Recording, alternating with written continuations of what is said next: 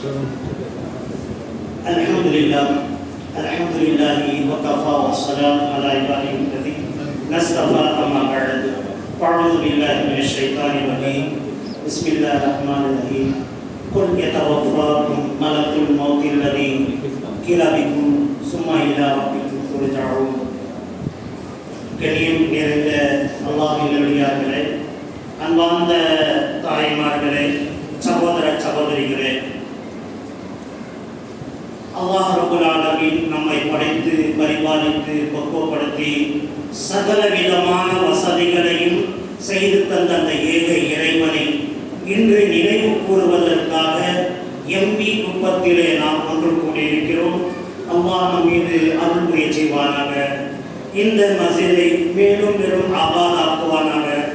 இன்றைய மக்கள் எவ்வளவு மக்கள் தொழுதார்களோ அப்படி தினமும் தொழக்கூடிய தினமும் இந்த மர்கஸை அல்லாஹ்வுடைய நினைவு கூறக்கூடிய வழிகளாக ஆக்கி அருள்வானாக என்று பிரார்த்தித்த வண்ணமாக என்னுடைய இந்த உரையை ஆரம்பம் செய்கிறேன்.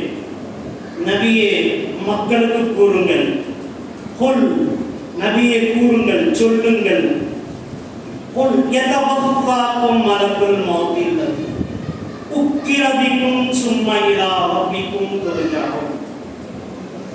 மலக்குல் மௌத் ஒரு நாள் வருவார்கள், உங்களை ஒரு பிடியை பிடிப்பார்கள், பிடித்து உங்களுடைய இறைவனிடத்திலே உங்களை சேர்த்து விடுவார்கள். நம்மை படைத்தவன் யார்? அல்லாஹ். போவது யாரிடத்திலே? அல்லாஹ்விடத்திலே. இதை நினைவில் வைத்துக் கொள்ளுங்கள். நம்முடைய மலக்குல் மௌத் நம்முடைய தலையில் காத்துக் கொண்டிருக்கிறார்கள். எப்போது நம்முடைய வீடு வாங்க வேண்டும் என்று நமக்கு நியமிக்கப்பட்ட மலக்கு நம்மை காத்து கொண்டே இருக்கிறார்கள். அல்லாஹ்வுடைய உத்தரவு வருகிறதா, அல்லாஹ்வுடைய உத்தரவு வருகிறதா என்று எதிர்பார்க்கிறார்கள். அல்லாஹ்வுடைய உத்தரவு வந்தவுடன் அவருடைய வீரை பறிக்கின்றார்கள். அந்த வீரை பறிக்கின்ற போது அவன் நல்லவனாக இருந்தால், அவன் தொழுகையாளியாக இருந்தால், அவன் இபாதத்தாளியாக இருந்தால், அவன் நன்மையை செய்யக்கூடியவனாக இருந்தால் அவனுடைய வீரை எளிதான முறையில் அல்லாஹ் தஆலா பிடுங்கிக் கொள்கிறார். அவன் கெட்டவனாக இருந்தால், அவனுடைய எண்ணங்கள் தவறாக இருந்தால் அவன் தொழுது ஃபாய்தா இல்லை. எண்ணம் தூய்மை. இன்னமல் அஅமாலு பின்னியாத். எண்ணத்துக்கு ஏற்றதால் கூலி கிடைக்கும். நாம எண்ணம் சுத்தமாக வைத்து தொழுதும் இருந்தால், பிறருக்கு காட்ட வேண்டும் என்று தொழுகாமல் இருந்தால், நாம் சோம்பரை இல்லாமல் தொழுதிருந்தால், இறைவனுக்காக நாம் தொழுதிருந்தால் நம்முடைய ரூஹ் பறிப்பதிலே எந்த சங்கடமும் ஏற்படாது. ஆனால் அதே ரூஹ் நாம் எவ்வளவு தொழுதிருந்தாலும் சரி, எவ்வளவு இபாதத்து செய்திருந்தாலும் சரி, பிறருடைய குறையை நாம் எண்ணத்தில் உள்ளார வைத்திருந்தாலே போதும். நம்முடைய வீரை பறிக்கின்ற போது வேதனைக்குரியதாக மாறிவிடும். இதை நினைவில் வைக்கிறேன். வயலுல்லி குல்லி ஹூமதத்தில் லுமதா. பிறரை குறையை துருவி துருவி நீங்கள் ஆராயாதீர்கள். அந்த குறையை நீங்கள் பார்த்து என்ன செய்ய போறீங்க? லஹம அகீஹி மைதன் பகரித்துஹு. திட்டவட்டமாக அல்லாஹ் சொல்லிவிட்டான், லஹம அகீஹி பகரித்துஹு. மைதன், உங்களுடைய சகோதரன் மையத்தாகிவிட்டார், உங்களுடைய சகோதரன் மரணிக்கப்பட்டு விட்டார். அப்பேற்பட்ட சகோதரனுடைய மாமிசத்தை நீங்கள் புசிப்பதற்காக ஆசைப்படுகிறீர்களா? திண்ட ஆசைப்படுகிறீர்களா? போய் பேசுங்கள். நீங்கள் கைப்பற்றி செய்யுங்கள். அவரை பற்றி, இவரை பற்றி, அவரை பற்றி சொல்லுங்கள். உங்களுடைய ஆமால்கள் வீணாகிவிடும். அமல்களை தங்களுடைய வீணாக்காமல் இருக்க வேண்டும் என்றால் பிறரை குறை நாம் துறையை ஆராயக்கூடாது. அவர் என்ன செய்யட்டும், முடுங்கள். நம்முடைய உள்ளங்கள் சுத்தமாக்கிக் கொள்ள வேண்டும். அவருக்கு முடிந்தால் நேரடியாக சொல்லுங்கள். சொல்ல முடியவில்லையா? மனசில் இவரிடத்தில் இந்த குறை இருக்கிறது என்று மனதுக்குள்ளார எண்ணி வேதனைப்படுங்கள். அந்த வேதனையே அவரை என்ன செய்துவிடும்? அந்த அல்லாஹ் காப்பாற்றி அவருக்கு அருள் புரிவார். புரிந்ததா?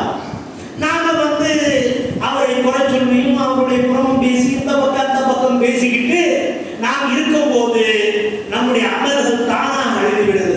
எப்படி அமல்கள் அழிந்து விடுகிறது என்று சொன்னால், ஏதோ ஒரு உதாரணத்திற்காக இந்த இஸ்திமா நடைபெற்றது. இந்த இஸ்திமாவிலே ஏதோ சில குறைகள் இருக்கதான் செய்யும். குறைகள் இருக்கின்ற போது அந்த குறையை நாம் பெரிதாக ஆக்குகின்ற போது அல்லாஹ் என்னுடைய தர்பாரில் நடந்ததற்கே அவன் குறை காண்பே இருக்கிறான் என்று அல்லாஹ் தஆலா அவனை குறையாகவே அந்த மனிதனை ஆக்கிவிடுகிறான் என்று இறைத்தூதர் பெருமானார் ஸல்லல்லாஹு அலைஹி வஸல்லம். இதற்காக தான் நாம் மீண்டும் மீண்டும் இந்த மார்க்க பணிகளை தீவிரமாக செய்ய வேண்டும். லா இக்ராஹ ஃபித்தீன், நிர்பந்தம் இல்லாத இந்த மார்க்கம், கட்டாயம் படுத்திய மார்க்கம் அல்ல இது. இன்ன தீன இன்தல்லாஹில் இஸ்லாம், அங்கீகரிக்கப்பட்ட மார்க்கம் இது. இஸ்லாமிய மார்க்கம், அங்கீகரிக்கப்பட்ட மார்க்கம். இப்பேற்பட்ட மார்க்கத்திலே நாம் இருந்து கொண்டு நாம் இந்த மார்க்கத்தை சரியாக புரிந்து கொள்ளவில்லை என்றால் நம்முடைய மௌத்து நேரத்தில் நம்முடைய வேதனைகள் நம்மை பிடித்துக் கொள்ளும். இது நினைவில் வைத்துக் கொள்ள வேண்டும். பாருங்கள், அல்லாஹ் ரப்பல் ஆலமீன் தன்னுடைய திருமறை குர்ஆனிலே சொல்கிறார், நீ சம்பாதித்த இந்த சொத்துக்கள், இந்த பிள்ளைகளுக்காக நீ சேகரித்த இந்த பொருளாதாரங்கள், இந்த பிள்ளைகள் நன்றாக இருக்கும் என்று நீ இபாதத்தை விட்டு நீ செய்தவைகள் எல்லாம் எப்பேற்பட்டது என்ன என்று சொல்லி காட்டுகிறார் என்றால், இன்னல்லதீன கஃபரு லன் துக்னிய அன்ஹும் அம்வாலுஹும் வலா அவுலாதுஹும் மினல்லாஹி ஷைஆ வ உலாயிக ஹும் வகூதுன் நார். என்னை நிராகரித்து இன்னல்லதீன கஃபரு, நிச்சயமாக யார் என்னை நிராகரித்தாரோ, இன்னல்லதீன கஃபரு அம்வாலுஹும் வ இன்னல்லதீன கஃபரு லன் துக்னிய அன்ஹும் அம்வாலுஹும் வலா அவுலாதுஹும் மினல்லாஹி ஷைஆ, அந்த பிள்ளைகளுக்காக, அந்த சொத்துக்காக அல்லாஹ்வுடைய மார்க்கத்தை விட்டு விலகியவரே, அல்லாஹ்வுடைய மார்க்கத்தை விட்டு குறுமுகம் காட்டி சென்றவரே, நீ அல்லாஹ்வுடைய மார்க்கத்தை குறுமுகம் காட்டி சென்ற காரணத்தினால் உனக்கு உன்னுடைய பிள்ளைகள் தான் உயர்ந்தது, உன்னுடைய சொத்து தான் உயர்ந்தது என்று என்னுடைய மார்க்கத்தை நீ விட்டு விலகினாயே, அந்த பிள்ளைகளும் அந்த சொத்தும் நரகத்தினுடைய எரிபொருளாக, கற்களாக இருக்கும் என்று அல்லாஹ் ரப்பல் ஆலமீன் சொல்கிறார். இவ்வளவு பெரிய வார்த்தை. இந்த அங்கீகரிக்கப்பட்ட இந்த மார்க்கம் இஸ்லாமிய மார்க்கம். இந்த மார்க்கத்திலே நாம் பிறந்து வளர்ந்து ஆளாக்கி நம்மை மௌத்தாகின்ற போது எப்பேற்பட்ட மௌத்து, குஃபாருடைய மௌத்தாகினால் எப்பேற்பட்ட நிலை இருக்கும் சற்று சிந்தித்து பாருங்கள் அன்புக்குரிய தோழர்களே. இந்த இடத்துல அங்கிருந்து எவ்வளவு தூரம் வந்து இந்த மார்க்கத்தை கற்றுக் கொண்டதற்கான பலன்கள் இல்லாமல் ஆகிவிடுகிறது. எப்போது நம்முடைய உள்ளத்தில் ஒன்று, வெளிப்படையில் ஒன்று இருக்கக்கூடாது. இந்த மார்க்கம் உயர்ந்த மார்க்கம். இந்த மார்க்கத்தை நான் நேசிப்பதற்காக நான் வருகை தந்திருக்கிறேன், இந்த மார்க்கத்திற்காக நான் வருகை தந்திருக்கிறேன் என்று நம்முடைய உள்ளத்தில் இருக்க வேண்டும். ஒரு புறத்திலே நான் இங்கே வந்த பிறகு, சென்ற பிறகு, ஆஹா ஏதோ போனோம், நல்லா இருந்துச்சு, அங்கே பிரியாணி போட்டாங்க, நல்ல உணவு கொடுத்தாங்க,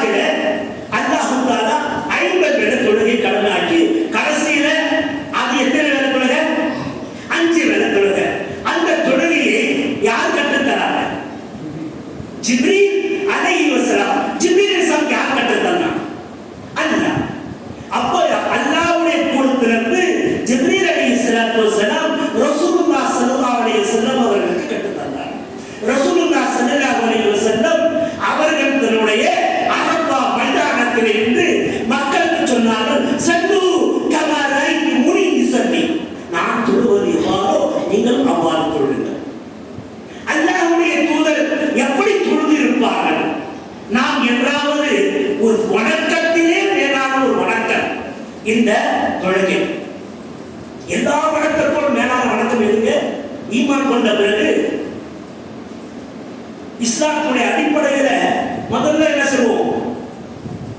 5 கடமைன்னு சொல்லுவோம். அந்த 5 கடமையில ஃபர்ஸ்ட் என்ன? கலிமா. இரண்டாவது என்ன? தொழுகை. அந்த தொழுகை இருக்கிறது, அந்த தொழுகை நம்மிடத்தில் சீராக சிறப்பாக அமையலை என்று சொன்னால், அது நம்முடைய அழகு நிறைந்ததாக அமையலை என்று சொன்னால், நம்முடைய வணக்க வழிபாடுகள் சரியாக வரலை என்று சொன்னால், அது எப்படி அல்லாஹ் ஏற்றுக்கொள்ளப்படும்? அது அல்லாஹ்விடத்தில் ஏற்றுக்கொள்ளப்படவில்லை என்றால், நம்முடைய சக்கராத்துடைய நேரத்தில் வேதனை இருக்கிறது, அந்த வேதனை எப்படி குறைக்கப்படும்? சற்று சிந்தித்து சொல்லுங்கள். உங்களுடைய உள்ளங்களிலே கை வைத்து சொல்லுங்கள். அல்லாஹ்வுடைய தூதர் சொல்கிறார்கள், சல்லு கமா ரஅய்துமூனி ஸல்லி, நான் எவ்வாறு தொழுதேனோ அவ்வாறு தொழுக வேண்டும். பல ஆண்டுகளுக்கு முன்னாடி இந்த எம்பி குப்பத்தில இந்த ஹதீஸ் பள்ளிவாசல் இருக்க வேண்டும்.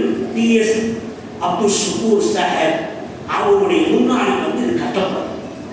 இங்கே முதல்ல உருவாக்கப்பட்டு இந்த குர்ஆன் ஹதீஸை வளர்க்கப்பட வேண்டும், இதை வளர வேண்டும் என்று ஆர்வத்தோடு கட்டப்பட்டு இது பல ஆண்டுகளுக்கான முன்னாடி வந்து இது ஏறிக்கொண்டு இருக்கிறது. இதில் அல்லாஹும் அல்லாஹ்வுடைய தூதருடைய வழிமுறை தான் பேச வேண்டும் தவிர இதை தவிர்த்து நாம் பெறுவோம் என்று சொன்னால் நம்மிடத்தில் என்ன வந்துவிடும்? நம்முடைய சக்கராத்து நேரத்தில் நம்முடைய வாயிலிருந்து கலிமா வராது. கலிமா அடிப்படையில் நம்ம தொழுகை விட லா இலாஹ இல்லல்லாஹ், அல்லாஹ்வை நீங்கள் இணை வைக்காதீர்கள், அல்லாஹ்வை தவிர வணக்கத்துக்குரியவன் யாரும் இல்லை, முஹம்மது ரசூலுல்லாஹ், முஹம்மது ஸல்லல்லாஹு அலைஹி வஸல்லம் அல்லாஹ்வுடைய தூதர் என்று சொல்லப்படுகிறது. அந்த தூதருடைய வழிமுறை இங்கே இல்லை என்று சொன்னால் நாம் எப்படி மறுமையிலே நம்முடைய சக்கராத்துடைய வேதனையிலிருந்து காப்பாற்றப்பட முடியும்? நம்முடைய ரூஹ் எப்படி எளிதாக வெளியேறும்? ரூஹ் வெளியேறிய பிறகு நம்முடைய கபர்ல வைத்து அல்லாஹ் ரப்பல் ஆலமீன் நம்மை கணக்கு கேட்பானே, எப்படி விசாரிப்பானே? மன் ரப்புகா, உன்னுடைய ரப்பு யாரு, உன்னுடைய ரசூல் யாரு, உன்னுடைய மார்க்கம் எது என்று கேட்கப்படுமே. அந்த 3 கேள்விக்கு நீ எப்படி பதில் சொல்வாய்? சுப்ஹானல்லாஹ். இங்கே மன் ரப்புகா, உன்னுடைய ரப்பு யாரு, ரப்பின் அடிப்படையில் அல்லாஹ்வுடைய கட்டளை அடிப்படையில் நான் நடந்திருந்தால் எனக்கு கண்டிப்பாக என்ன இருந்திருக்கும்? என்னுடைய அந்த கபரிலே அழகான முறையில் சொன்னது, என்னுடைய ரப்பு அல்லாஹ் என்று சொல்லிடுவேன். உன்னுடைய ரசூல் யாரு? நான் ரசூலுடைய அடிப்படையில் நடந்திருந்தால் நான் உடனே சொல்வேன், என்ன என்னுடைய ரசூல் யாரு? முஹம்மது ஸல்லல்லாஹு அலைஹி வஸல்லம் என்று நான் சொல்வேன். என்னுடைய வாழ்வு மார்க்க அடிப்படையில் அங்கீகரிக்கப்பட்ட இந்த மார்க்க அடிப்படையில் என்னுடைய வாழ்வு அமைந்திருந்தால், என்னுடைய வியாபாரத்தை அமைத்திருந்தால், என்னுடைய சொத்தை அமைத்திருந்தால், என்னுடைய பிள்ளைகளை வாழ வைத்திருந்தால் நான் எளிதாக சொல்வேன், என்னுடைய மார்க்கம் இஸ்லாம் அடிப்படையில் நான் வாழ்ந்து கொண்டிருக்கிறேன் என்று. அந்த மலக்குள் கிராமம் காத்திபீன் முன்கண்ணர்கள் அந்த 2 மலக்குமார்கள் அந்த கேள்விகள் கேட்டு நீங்கள் பதில் சொன்னவுடன் உங்களுக்கு தூங்கப்பா மாப்பிளை கொண்டு நன்றாக தூங்கிக்கொள் என்று தூங்க வைத்து விட்டு அவர்கள் சென்று விடுவார்கள். அந்த மண்ணு அது மண்ணோட மண்ணின் உடம்பாயிட்டாலும் அந்த ரூஹுக்கு அல்லாஹ் ரப்பல் ஆலமீன் சுவனத்துடைய வாழையிலே வைத்திருக்கிறான் என்று இறைத்தூதர் ஸல்லல்லாஹு அலைஹி வஸல்லம். ஏன்னா ஒரு சந்தேகம் வந்தது, மனுஷனை செத்துட்ட பிறகு மண்ணில் வச்சாங்க மண்ணை தின்னுடுது, அவன் ரூஹ் என்ன பண்ணுது? அது சுவர்க்கத்தில் இருக்குது. அந்த ரூஹ் கெட்டதாக இருந்தால் நரகத்தினுடைய அடிவாரத்தில் வைத்து அதிலே வேதனைப்படுத்திக் கொண்டிருக்கிறான் அல்லாஹ். அல்லாஹ் ரப்பல் ஆலமீன் வேதனைக்கு மேல் வேதனை வைத்துக் கொண்டிருக்கிறான். அப்பேற்பட்ட வேதனைக்கு நாம் ஆளாக விரும்புகிறோமா? அன்புக்குரிய சகோதரர்களே, சற்று சிந்தித்து பார்க்க வேண்டும். அல்லாஹ் ரப்பல் ஆலமீன் நம்மை படித்து பரிபாலித்து பக்குவப்படுத்தியதை நாம் உள்ளங்களை சுத்தப்படுத்த வேண்டும். நாம் இபாதத்தை இரண்டாவது சுத்தப்படுத்திக் கொள்ள வேண்டும்.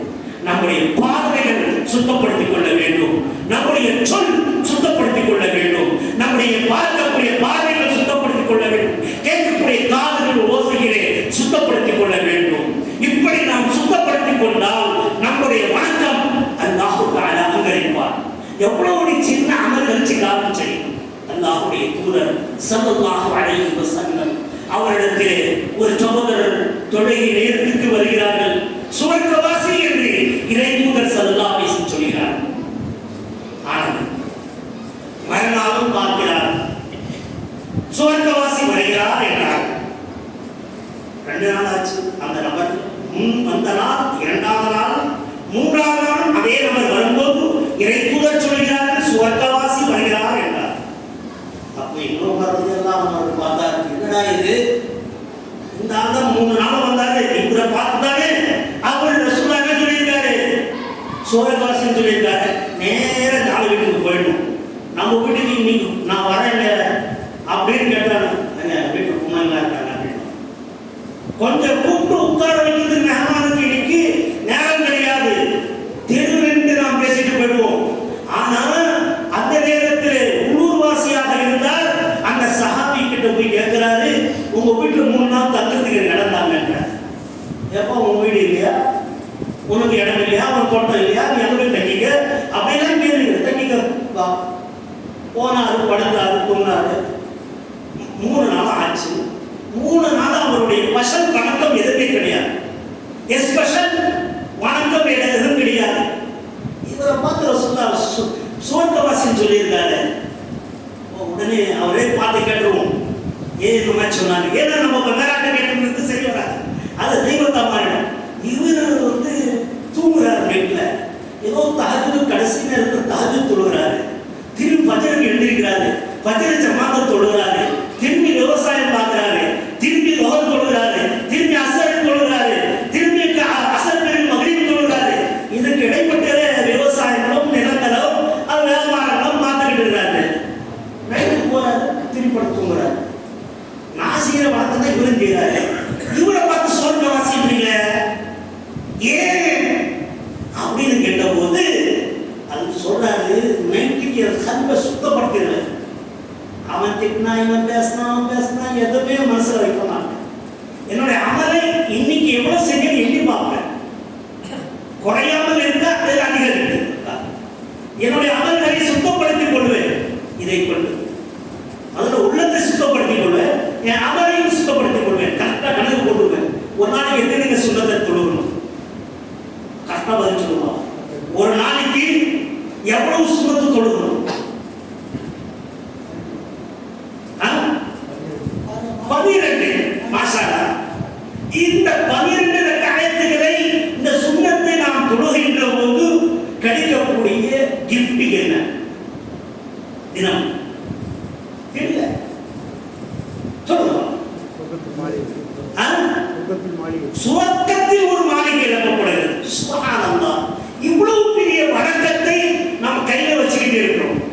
அந்த வணக்க வழிபாடுகள் வீணாகாமல் இருப்பதற்காக தினமும் ஒரு 5 நிமிஷம் ஜமாத்துக்கு முன்னாடி வந்தா, லுஹருக்கு முன்னாடி வந்தோம், 4 ரக்காயத்து 2 ரக்காயத்தா 2 சலாம 4 ரக்காயத்து தொழுகணும்.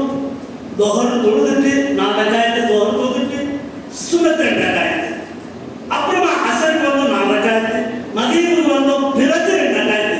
முன்னாடி தொழுவது அதிகபட்சமான வணக்கம், நபியான வணக்கம். இஷாவுக்கு பின்னாடி 2 சுன்னத்து, ஃபஜ்ருக்கு முன்னாடி 2 சுன்னத்து. இவ்வளவு தான் 12 ரக்காயத்து. இவர் என்ன செய்யறாரு, அசருக்கு முன்னாடி வந்தாருனாக்கா 2 ரக்காயத்து தொழுகிறார், 4 ரக்காயத்து தொழுகிறார். அசருக்கு பிறகு இந்த தொழுகை இல்லை.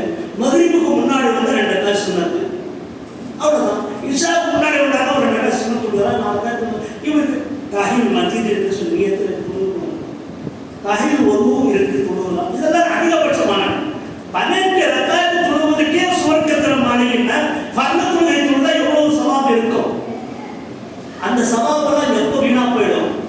இந்த கல்புகளை சுத்தம் இருக்கணும். ஆரம்பத்தில் சொன்ன உங்களுடைய கல்புகளை வணக்க வழிபாடுகளை சுத்தமாக்கி கொள்ளும். இந்த கல்வை சுத்தமாக்கி கொண்டால் அது தானாக ஒரு ஆள் நம்ம எதிர்த்து பேசுறாருனாலும் நம்ம எதிர்த்து பேசாம தாழ்வாக பணிவாக செல்லும் போது இதுல நமக்கு நல்ல வழி திறக்க போகிறது. இது ஞாபகத்தில் வைக்கக்கூடாது. புரிஞ்சாங்க?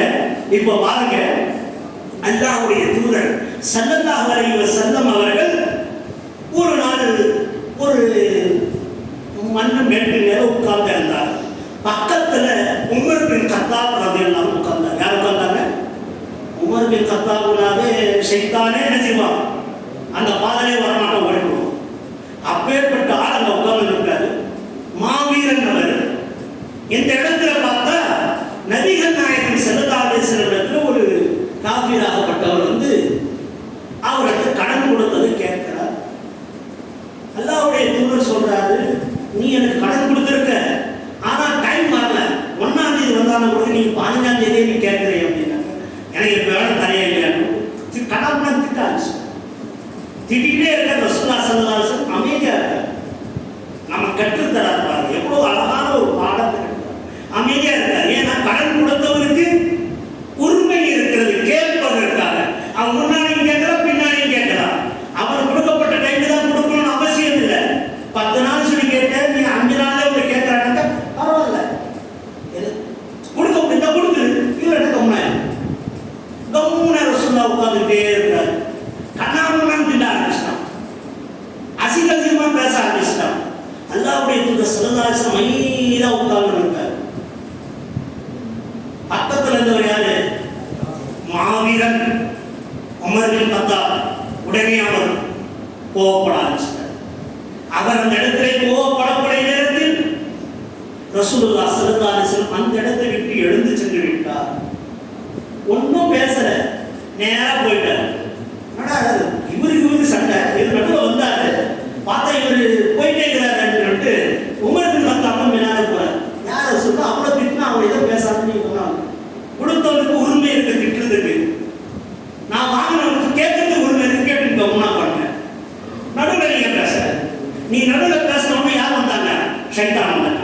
ஆனா நீ பேசாத வரை யார் இருந்தாங்க தெரியுமா?